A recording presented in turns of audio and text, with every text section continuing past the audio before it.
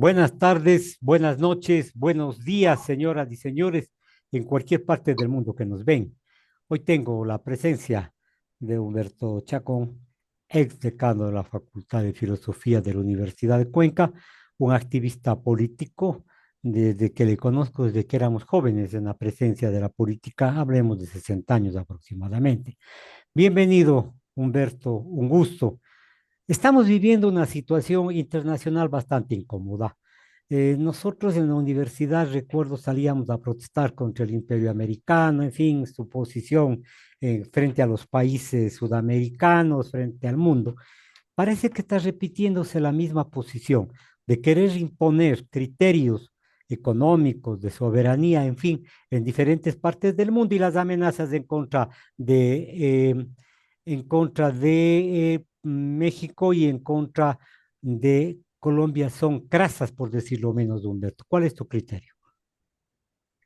Buenas tardes o buenos días a todos, a ti también, Marco.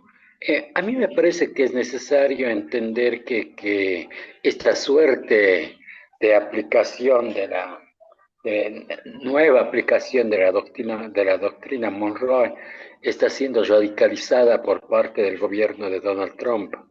Y obviamente eso puede suceder porque en América del Sur o en Latinoamérica, más concretamente, tiene dos aliados estratégicos importantes.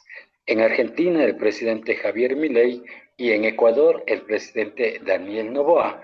Ambos son parte de experimentos diferenciados, pero que tienen una misma finalidad, propiciar una suerte de proceso de negociación en favor de los Estados Unidos en esta suerte de nueva geopolítica mundial, en donde obviamente el concepto del neoliberalismo y del mercado financiero prioritariamente se convierten en los ejes articuladores de la política a nivel mundial.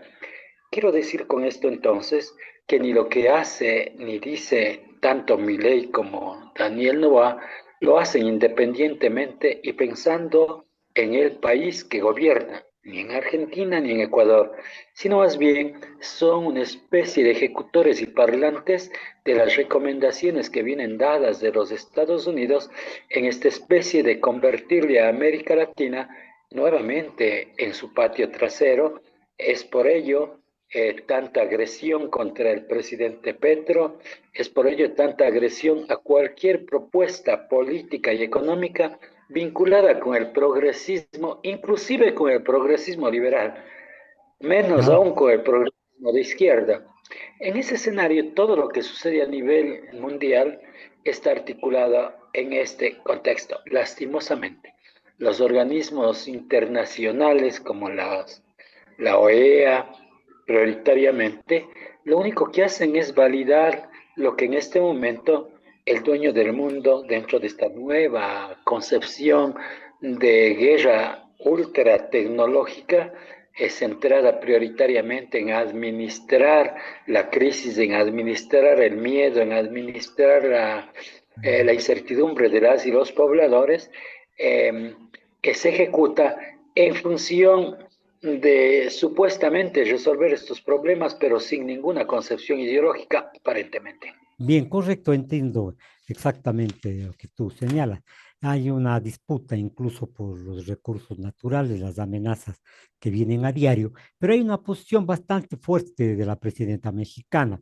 Le ha dicho que, perdóname la expresión, pero que se vaya por último al carajo, que México no está para aceptar las imposiciones y que México sabrá cómo defiende su soberanía. En fin, y al mismo tiempo ha defendido al presidente Petro, porque también ha sido escandalizada la posición de libertad de acción y la soberanía eh, mexicana, perdón, colombiana. Pero aquí también se suman ciertos factores un poco más amplios. Ya China y la Unión Europea están respaldando, si cabe la expresión, a los gobiernos que están insubordinándose en contra del imperio.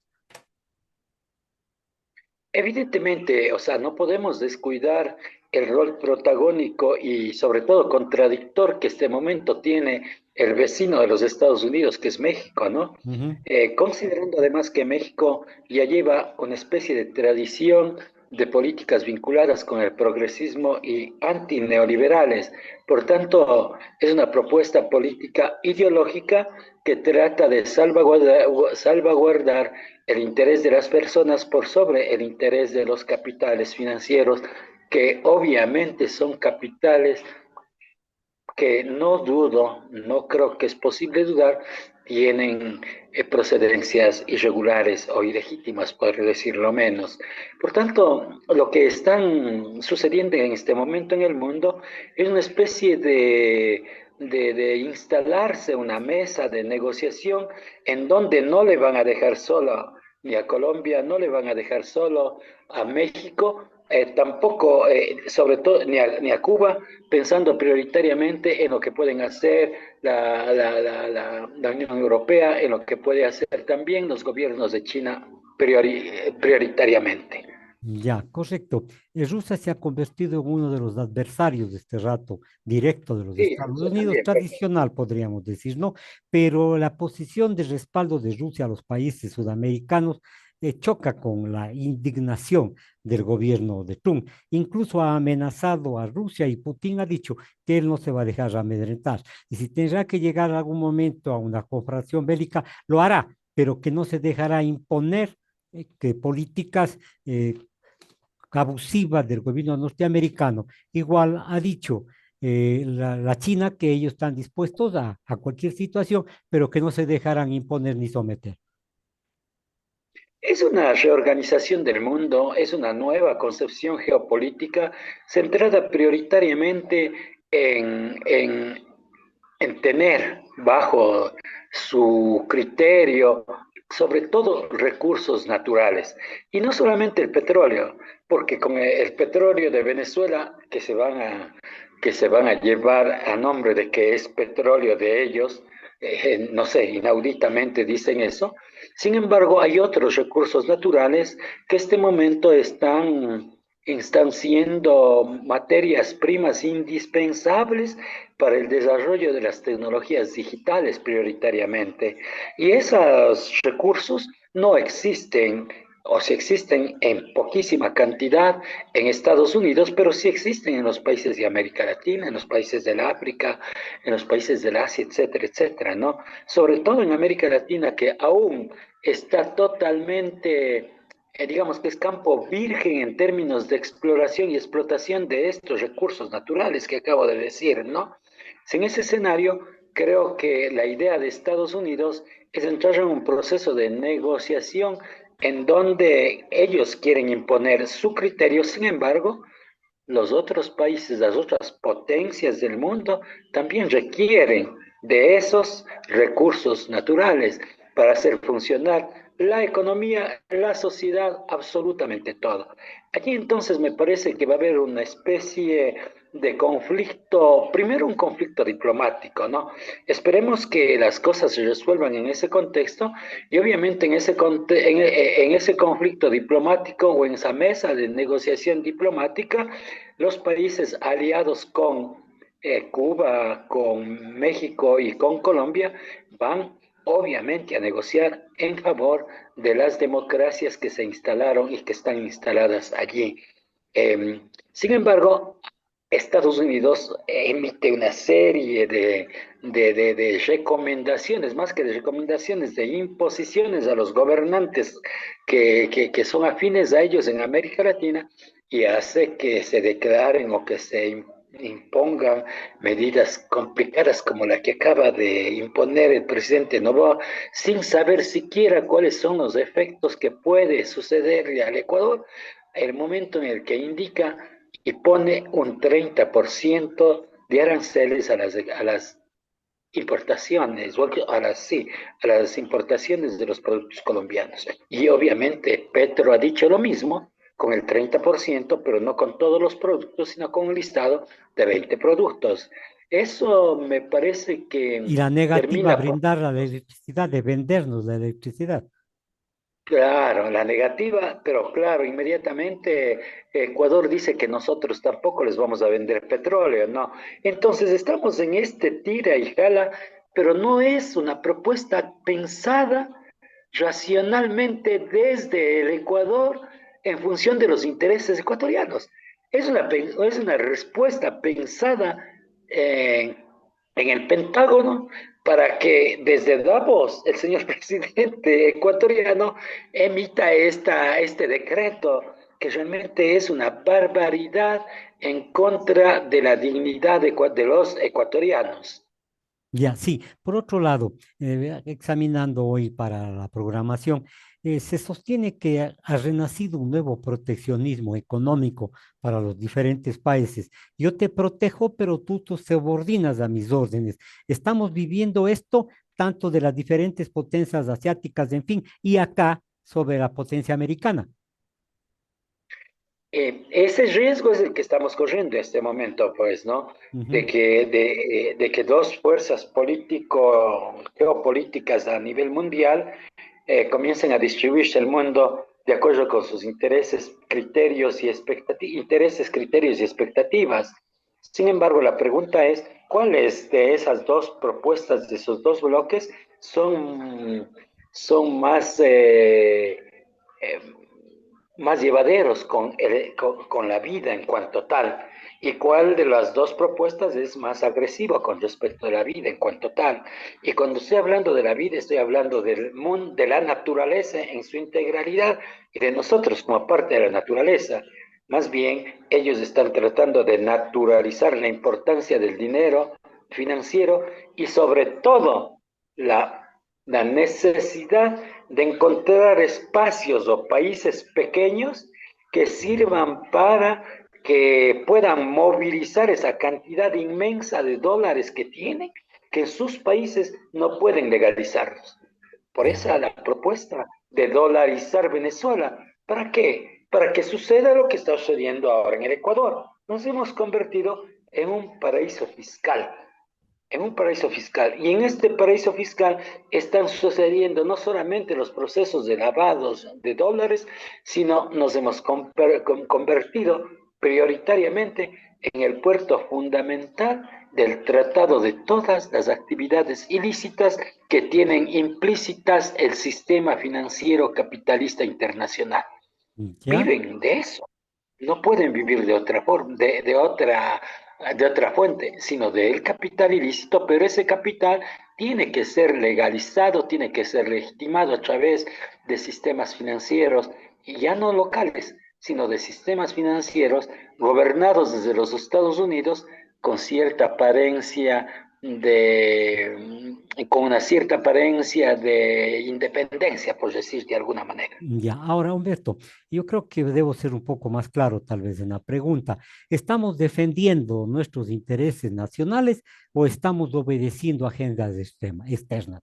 Es decir, nosotros, como acabas de decir tú, las, la toma de la decisión de poner impuestos a Colombia, en fin, que situaciones arancelarias, hace que nosotros estemos también sujetos a la improvisación de ciertos gobernantes como el señor Trump.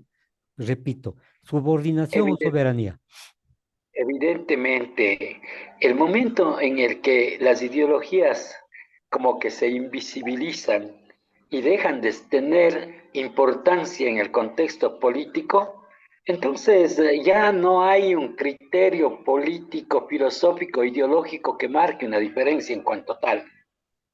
El, todos, absolutamente todos quieren administrar el mundo, pero no quieren administrar desde una visión política ideológica, Ujú. sino más bien quieren administrarlo desde una concepción económico-tecnológica de intereses muy particulares, con concepciones diferentes, por supuesto.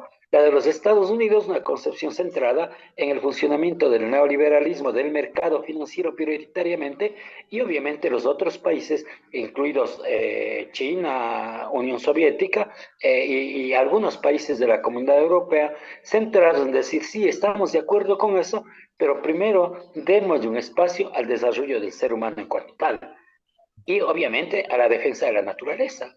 Ya. Porque Estados Unidos lo que este momento está interesado en es en arrasar todo aquello que se llama recurso natural y puede ser utilizado para hacer funcionar toda la tecnología digital, sobre todo en la época actual. Bien, entonces el proteccionismo significa sumisión en buenos términos, pero vemos que los Estados Unidos ha visto una serie de frentes, incluso ahora con la situación de Groenlandia, que está queriendo comprar, entre comillas, un terreno que tiene, digamos, una área de territorio pues, mundial, está queriendo comprar, son 73.000 habitantes, en fin, está queriendo comprar Groenlandia, pero la Unión Europea ha dicho que ahí nomás, señor, no está en venta por parte de Dinamarca. Pero sin embargo, el señor insiste, es como una especie de desviar la mirada, desviar la atención, provocando este tipo de confrontaciones, incluso poniendo en riesgo a la OTAN.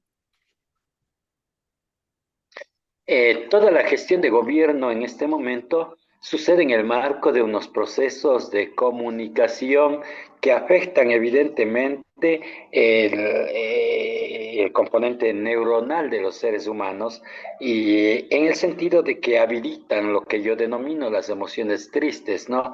Entonces, esas emociones tristes habilitadas de tal forma y puestas a disposición del mundo a través de redes sociales, lo que hacen es desviar la atención de los acontecimientos que resultan importantes, ¿no? Mira, si Estados Unidos está en su mundo interno viviendo momentos de complicación y conflicto, el mundo entero no sabe absolutamente nada de eso, sino sabe única y exclusivamente lo que le interesa mostrar al Pentágono, es decir, al señor presidente Donald Trump.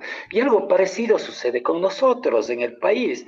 Nosotros no sabemos absolutamente nada acerca de cómo está sucediendo el desarrollo y cómo se están resolviendo los problemas de la seguridad en este país, sino nos movemos en función de la agenda que nos envía la empresa que gobierna este país y sus empleados fundamentales, que son los ministros y los asambleístas.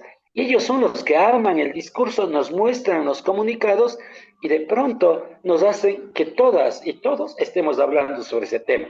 Mira lo que acaba de pasar con ese, así como Estados Unidos está queriendo comprarse Groenlandia, acá también se quisieron comprar una parte muy significativa, creo que es en la península de Santa Elena, me parece, ¿no? Sí, sí, Cuando sí. quieren comprarse eso, esa cantidad inmensa de hectáreas para fines específicos personales y particulares, haciendo uso de la política en función de sus intereses particulares y específicos, y a nosotros comiéndonos el cuento con ese video de 1 hora de la chica esta vinculada con los grupos irregulares llamadas las muñecas de la mafia. Nos han hecho hablar sobre eso toda una semana, pero Toda la ellos semana, ¿sí? han puesto en juego sus intereses y expectativas y cuántos negocios más estarán sucediendo. Lastimoso por ventaja de la ciudadanía, este que acabo de anotar fue visibilizado por una de las asambleístas de oposición. Ya, correcto. Ahora, nosotros estamos en una situación como un tablero de ajedrez, el rey, la reina, bueno, en fin, todas las piezas están moviéndoles a los peones. En este caso, figurativamente, nosotros somos peones, pero nosotros no tenemos ningún tipo de defensa. Estamos llegando o regresando a la política del reparto del mundo nuevamente. Sí, pero con una nueva concepción, con un nuevo criterio, como estoy diciendo hace un instante, es el sector financiero, el sector chulquero institucionalizado a nivel internacional, el que determina por dónde tiene que avanzar el mundo. Y evidentemente que en el caso ecuatoriano, eso coincide mucho con los intereses del equipo, del equipo empresarial de quien nos gobierna. Le interesa mucho porque está dentro de esa misma lógica que es engrandecer su capital a partir de actividades no visibilizadas, por no decir no regularizadas, sin embargo, que le ofrecen incrementar su riqueza, cosa similar que está sucediendo también en los Estados Unidos, que entiendo debe estar sucediendo también en la Argentina. Por tanto, los países de América Latina tienen una enorme responsabilidad al momento de elegir a sus autoridades para que sean autoridades que de una u otra manera no se entreguen ni se alineen plenamente a esa concepción mercantil, neoliberal, antihumanista, groseramente antihumanista, ¿no? Entonces toca que la sociedad en sus contextos específicos, en sus territorios, comience a pensar también en que la única alternativa para resolver los problemas no es ser como los Estados Unidos, porque nunca vamos a ser, Ya, y perfecto. tampoco seguir siendo esta suerte de lacayos obedientes de sus políticas mercantiles que de una u otra manera responden prioritariamente a las empresas que administra el señor presidente Trump más que al país en su conjunto. Cosa similar sucede en este país. Se habla ahora de que la cooperación internacional es importante para los diferentes países y que colaboran con un lado, con otro lado, en fin, siempre buscando rédito, yo estoy ya es posición mía, rédito económico para las grandes potencias. Pero acá nace entonces otra pregunta, ¿cooperación o sumisión? Porque si no hay sumisión, entiendo que no hay la cooperación, entre comillas, también cooperación. Sí, la relación que estableces está bastante clara cuando hablamos, por ejemplo, de Ecuador con respecto de Estados Unidos o de Argentina con respecto de Estados Unidos. Sin embargo, cuando reflexionamos acerca de lo de México, México no está dispuesta a ser un país sumiso frente a las políticas de los Estados Unidos, sino propone nuevos criterios de negociación en donde evidentemente se respete la dignidad de los pueblos, el desarrollo del ser humano en cuanto tal y sobre todo la posibilidad de la autodeterminación de cada uno de los países. Bien, lo que Entiendo que cuando hablamos de los otros países de la Unión Soviética, y también de la China, yo creo que también tienen un criterio, yo no diría ahí muy potente de sumisión, ¿no? Sino de una suerte de cooperación, pero no muy horizontal, por decir de alguna manera, ¿ya? estamos de acuerdo. Al final de la tarde lo que buscan son los recursos para sus economías. Pero aquí Ok. está sucediendo un fenómeno que debe ser analizado con tu criterio, Humberto. Parece que están rebotando, o sea, desbordándose los problemas económicos de los Estados Unidos y este sacudón que está haciendo, que está realizando, en otras palabras, figurativamente hablando, el perro cuando se sacude caen las pulgas. En este momento, entonces, Estados Unidos está sacudiéndose de su crisis interna económica, bélica, en fin, y está recayendo sobre los pueblos que no tenemos un poderío económico. Yo diría que el presidente Trump, y asumiendo la alegoría que tú haces, sí, está sacudiéndose para que las pulgas caigan y la gente pueda visibilizar aquello. Pero ese es un problema de carácter interno. Digamos, ese es un problema que tiene el presidente Trump de carácter interno y que no hay visos todavía de una solución. Y por otro lado, tiene el conflicto externo. Porque no es que invade Venezuela, se lleva al presidente Maduro y no ha pasado nada. No, existe toda una opinión generalizada de un irrespeto total a la soberanía de los países.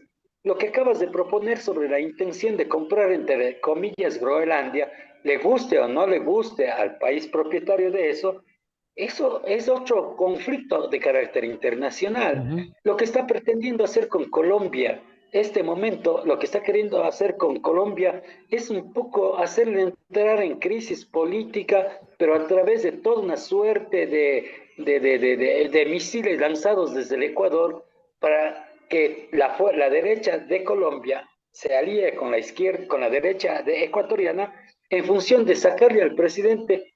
Obviamente no van a permitir su reelección, pero sacarle al candidato que podría reemplazarle a él y generar una suerte de política vinculada con las prácticas afines, diría yo.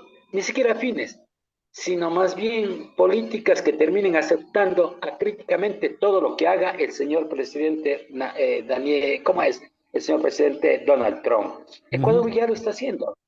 Y es por eso que nosotros vivimos de una crisis interna insoportable, que nadie nos dice qué es lo que está sucediendo, porque los señores ministros, porque los señores asambleístas están trabajando en función de mover todos los hilos de este país para favorecer los intereses de las empresas de la familia Novoa.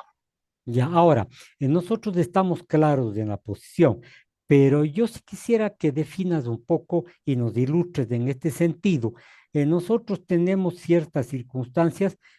¿Crees vos que los voceros, Milei y Noboa, sean lo suficientemente aptos y capacitados como para representar a los pueblos subordinados de América Latina? A lo mejor en diferencia de Petro y de la señora presidenta Claudia Sheinbaum, a lo mejor son pues, notables y tienen una opinión cierta. Los otros a lo mejor son rezagos nomás de una sumisión. Mira, los dos presidentes, tanto Noboa como Milei, como, como los indicados, son títeres, pero son títeres obviamente de las expectativas, de los intereses y de los movimientos que desde Estados Unidos se generan. Es totalmente diferente a lo que sucede con Colombia y a lo que sucede con México.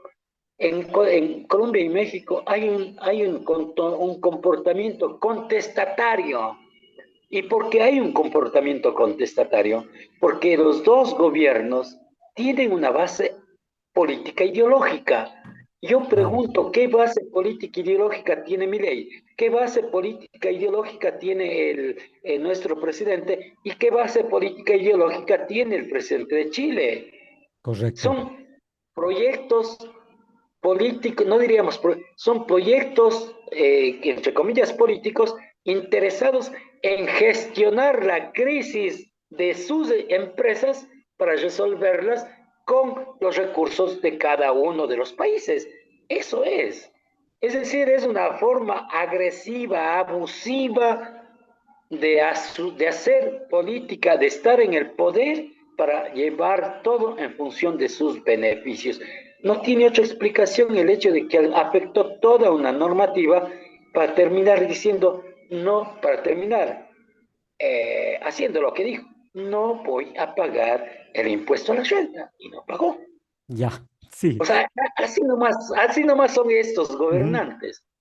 Y obviamente los empleados de él, que son sus ministros, que son sus asambleístas, generan toda una suerte de, ahora llaman narrativas, justificativas en medio de payasadas, en medio de discursos medievales, etcétera, etcétera, para de una manera medio juglaresca, opacar o esconder todos estos intereses nefastos. Ahora, obviamente, entramos en una etapa mucho más complicada, mucho más dura de la aplicación de este modelo, porque entramos en el proceso de elecciones locales. Y yo tengo el temor de que con esta práctica política que han tenido y que les está yendo bien, bien en la medida en que son autoritarios y aplican la norma de acuerdo con los criterios que ellos creen conveniente, vayan a hacer algo similar y hacerse de los gobiernos locales más importantes de este país. Se dice que cuando alguien aplaude, está aplaudiendo como las focas, en este caso de los tres presidentes que has señalado tú, pero no se dan cuenta que al interior del país crece el precio de los alimentos, decrece el empleo, la inversión no existe, hay una inestabilidad social y una desconfianza increíble en las instituciones del Estado. ¿Pretenden entonces a nosotros utilizarnos para situar nuevas políticas internacionales? Es que nos han vendido la idea de que la única opción para resolver los problemas de los países y obviamente de las personas es a través del mercado. Es a través del mercado, pero ¿quién administra y quién gobierna el mercado? Yo haría la siguiente pregunta. En Carondelet, ¿qué es lo que está gobernando? ¿La gestión pública en función del interés de la sociedad o está funcionando el mercado en función del interés específico y privado de ciertos grupos económicos de este país?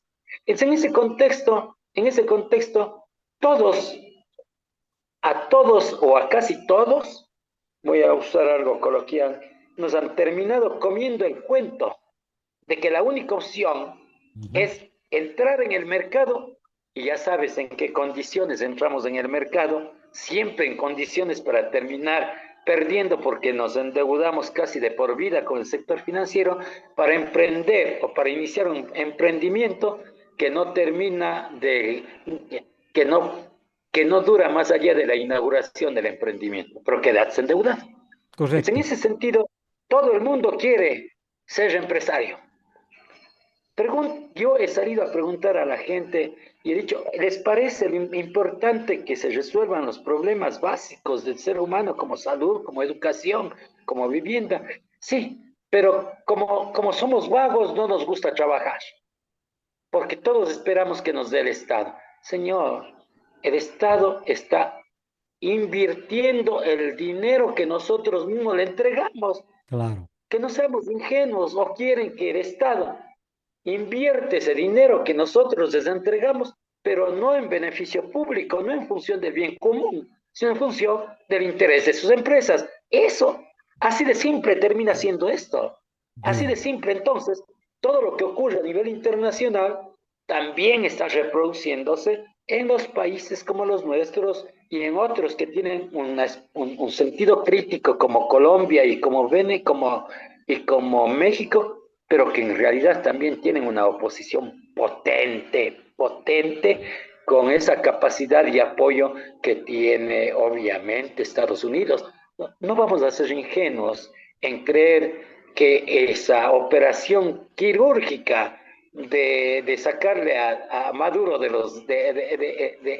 su casa de gobierno fue algo excepcional. Amigos míos, no, eso ya fue consensuado, eso ya fue generado, experimentado al interior de Venezuela con todas las fuerzas políticas que en Venezuela estaban obviamente en contra de un proyecto más o menos humanista. Yo no diría en defensa de Maduro, sino en contra de o en defensa de un proyecto humanista que está pensando un poquito en redistribuir la riqueza, nada más. ok. Entonces, estos amigos, el señor presidente Novoa odia escuchar el concepto de redistribución de la riqueza porque eso ya suena a comunista, suena a socialismo, suena a chavismo, suena a cubismo, a todo, absolutamente todo que quiere mostrarnos como que le están quitando la plata a él. No, señor, las personas que opinan un poco de esto deben leer. Hay muchos textos históricos en el mundo de la economía, de la política, que desde el siglo XVIII ya están abordando estos temas. No les estoy pidiendo que lean a Marx, pero sí lean a todos aquellos que están pensando en la redistribución de la riqueza, como Keynes, por ejemplo. Ya, correcto. Humberto, me despido, estamos sobre el tiempo, pero hay que señalar ¿Ok? una frase, con esto me despido. Cada error se paga y a veces se paga caro. Muchas gracias. Buenas noches. Sí, señor. Y pagamos nosotros, no el presidente. Ok, gracias. Buenas noches. Gracias, gracias.